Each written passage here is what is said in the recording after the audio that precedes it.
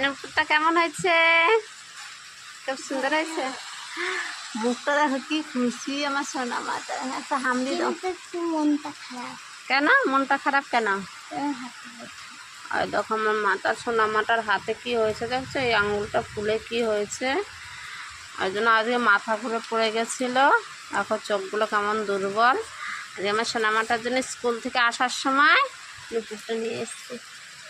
কেমন হয়েছে বলো? নুপুরটা খুব সুন্দর তাই না? ভালো হলে কমেন্ট করে জানাও তাড়াতাড়ি। এই দেখো খুশি, বিশাল খুশি। আজকে আমরা ভাবছিলাম একটু ঘুরতে যাবো তাই তো? হ্যাঁ, ঘুরতে যাওয়ার প্ল্যান ছিল।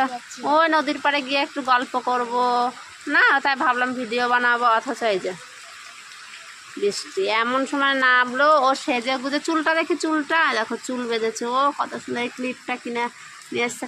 ওর খুব পছন্দ হয়েছিল আমার সোনাটার, তাই না?